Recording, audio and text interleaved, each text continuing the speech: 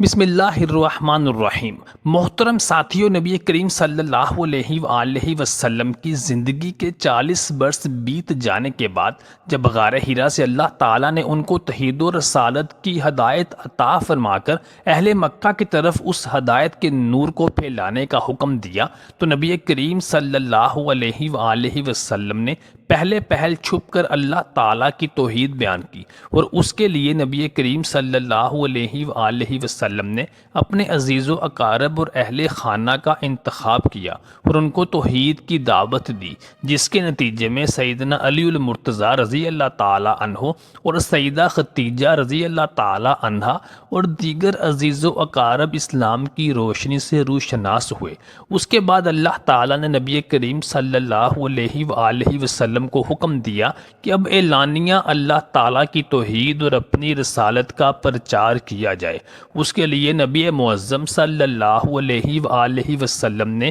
عربوں کے رواج کے مطابق کوہ صفا کا انتخاب کیا اور اس پہ چڑھ کر مکہ والوں کو پکار کر فرمایا، اے مکہ والو، اگر میں تمہیں یہ بیان کروں کہ کوہ صفا کی دوسری جانب ایک لشکر تیار کھڑا ہے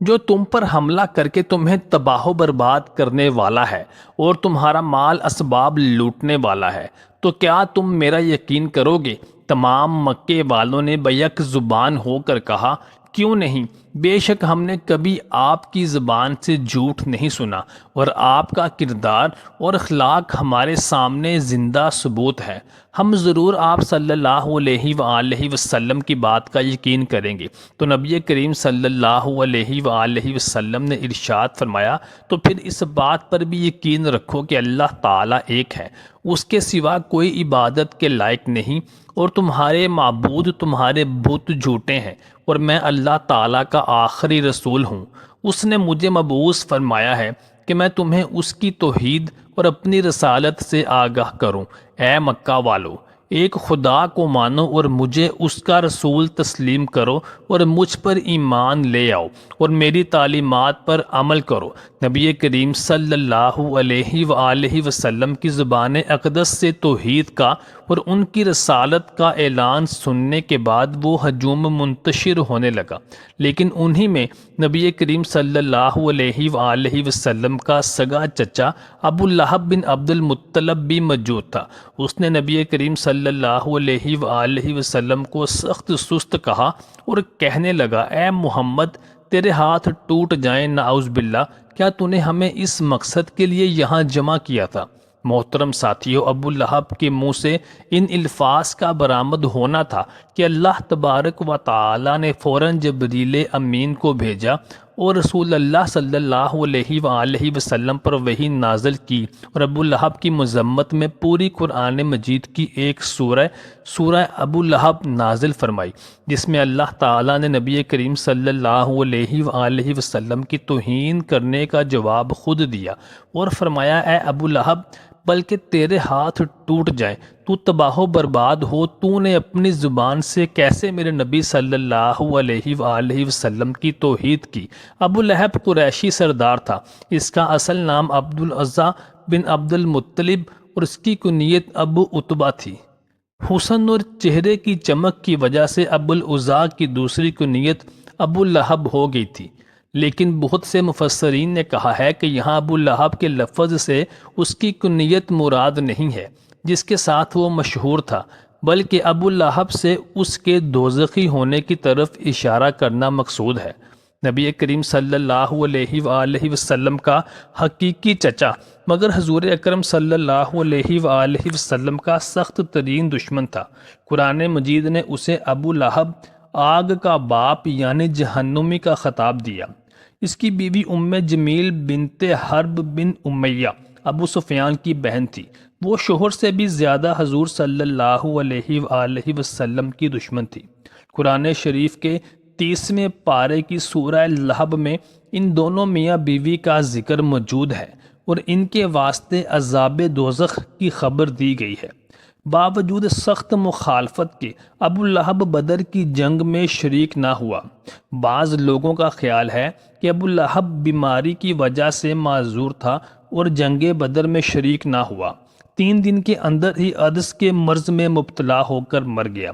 امام احمد رضا خان بریلوی رحمۃ اللہ علیہ لکھتے ہیں کہ ابو لہب کی بیوی جمیل نبی صلی اللہ علیہ وآلہ وسلم کی اس قدر بڑی دشمن تھی کہ بعض مورخین مفسرین ان دونوں میاں بیوی کے درمیان یہ ثابت کرنے میں بھی پریشان ہو جاتے ہیں کہ ان دونوں میں سے نبی صلی اللہ علیہ وآلہ وسلم کا سب سے بڑا دشمن کون تھا۔ نبی کریم صلی اللہ علیہ وآلہ وسلم کی عادت تھی کہ جب حج کے دنوں میں دوسرے علاقوں سے آنے والے لوگوں کو اللہ تعالیٰ کی توحید اور اپنی نبوت کا پیغام سناتے تو ابو لہب اور اس کی بیوی جمیل ان قافلے والوں کے پیچھے پیچھے ہوتے، اور جیسے ہی نبی کریم صلی اللہ علیہ وآلہ وسلم وہاں سے اللہ کی توحید بیان کر کے جاتے تو یہ ان قافلے والوں سے کہتے کہ اس کی یعنی محمد صلی اللہ علیہ وآلہ وسلم کی بات نہ ماننا، یہ جادوگر ہے اور تم پر اپنے الفاظ کا جادو کر دے گا۔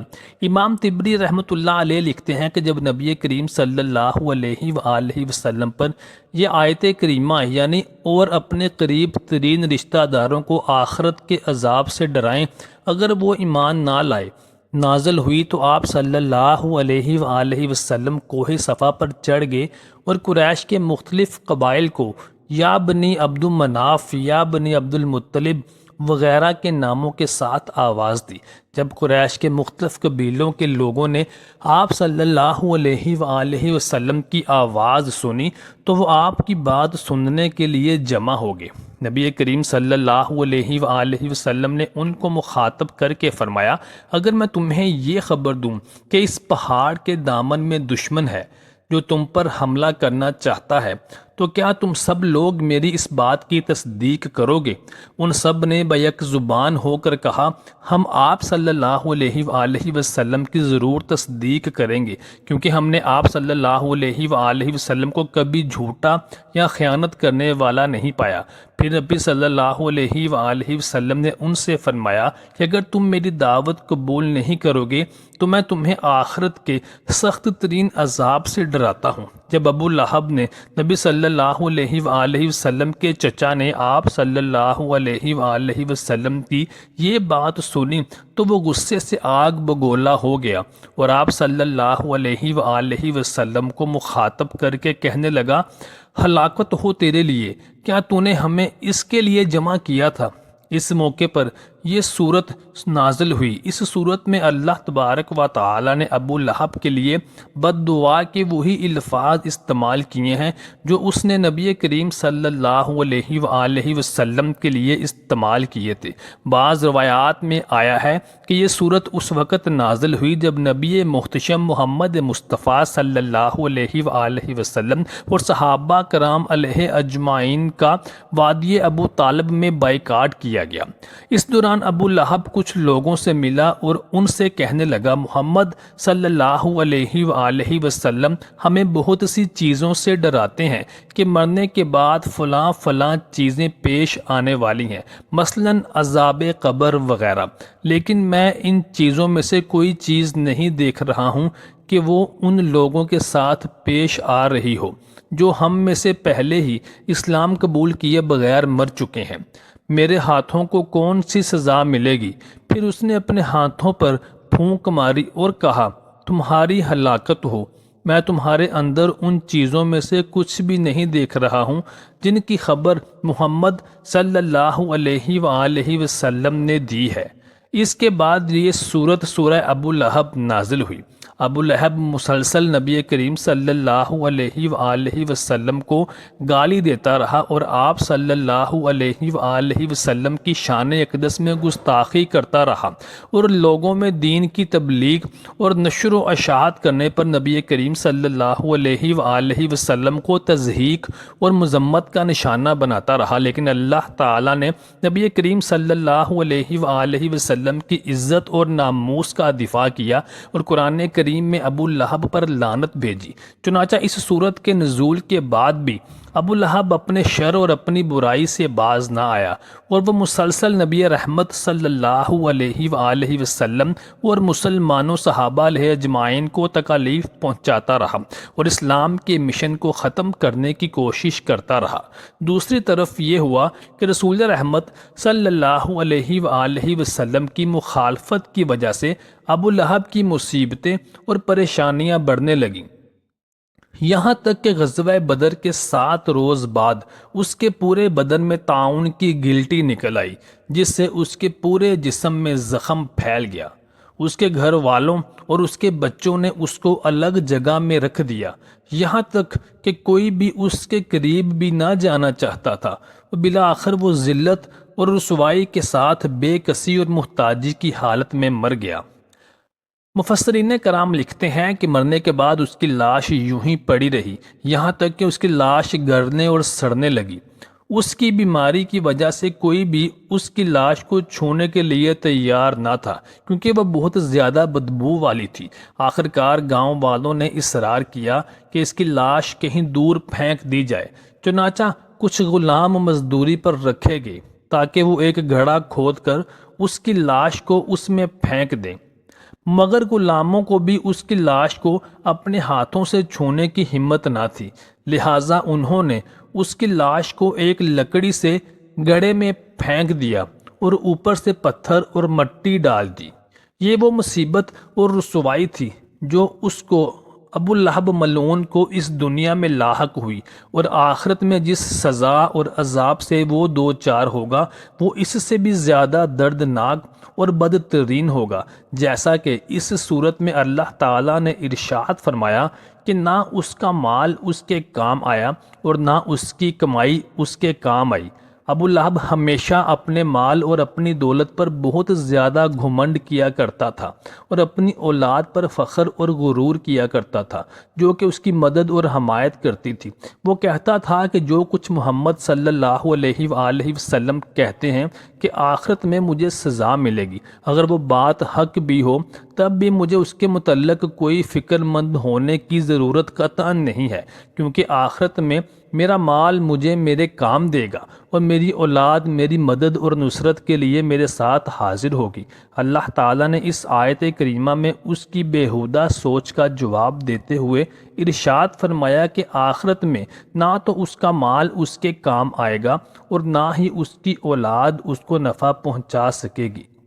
کیونکہ وہ اس کو آخرت کے دائمی عذاب سے نہیں بچا سکے گی۔ چنانچہ اس دنیا سے رخصت ہونے سے پہلے ہی اللہ تعالیٰ نے اسے عذاب کا ایک نمونہ چکھایا جس کا اسے آخرت میں بھی سامنا کرنا پڑے گا۔ جب وہ مرنے کے قریب ہوا اسی وقت اس کو مال اور اولاد کی سخت ترین ضرورت تھی، لیکن اس وقت یہ چیزیں یعنی اس کا مال اور اس کی اولاد اس کے پاس نہیں تھیں۔ چنانچہ اس کی آخری بیماری میں جس وقت وہ بستر مرگ پر تھا اس وقت اس کے پاس کوئی موجود نہیں تھا، بلکہ سب نے ہی اس کو تنہا چھوڑ دیا تھا تاکہ وہ بے کسی کی حالت میں اکیلا مر جائے۔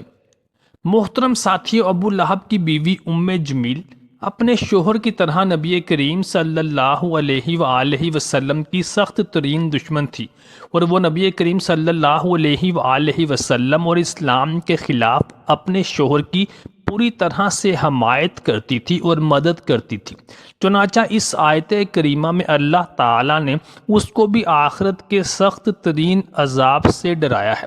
جس میں وہ مبتلا ہوگی۔ اللہ تعالیٰ نے اس کو حمالۃ الحطب، لکڑیاں لاد کر لانے والی کہا ہے۔ بعض روایتوں میں آیا ہے کہ وہ خاردار لکڑیاں جنگل سے لایا کرتی تھی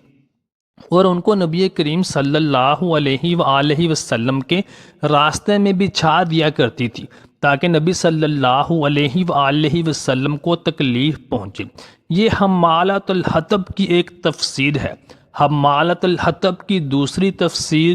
وہ یہ ہے کہ جو بعض مفسرین سے منقول ہے، وہ فرماتے ہیں کہ حمالۃ الحطب عربی زبان کا ایک محاورہ ہے اور اس کا استعمال اس شخص کے لیے کیا جاتا ہے جو چغل خوری کے ذریعے لوگوں کے درمیان نفرت اور عداوت کی آگ کو بھڑکاتا ہے۔ لہٰذا جمیل کو یہ لقب اسی وجہ سے ملا کہ وہ نبی کریم صلی اللہ علیہ وآلہ وسلم کے بارے میں بے بنیاد باتیں اور قصے بیان کیا کرتی تھی اور نبی صلی اللہ علیہ وآلہ وسلم کے خلاف نفرتیں پھیلایا کرتی تھی۔ قیامت کے دن اس کو اس حال میں اٹھایا جائے گا کہ اس کی گردن میں ایک بٹی ہوئی رسی ہوگی۔ وہ بٹی ہوئی رسی حقیقت میں جہنم اور لوہے کا توق ہوگا جو اس کے گلے میں ڈالا جائے گا۔ محترم ساتھیوں، امید کرتے ہیں کہ آپ کو ہماری آج کی ویڈیو پسند آئی ہوگی۔ برائے مہربانی کمنٹ سیکشن میں اپنی رائے سے آگاہ کرنا مت بھولیے گا اور ہمارے چینل کو لازمی سبسکرائب کر لیجیے۔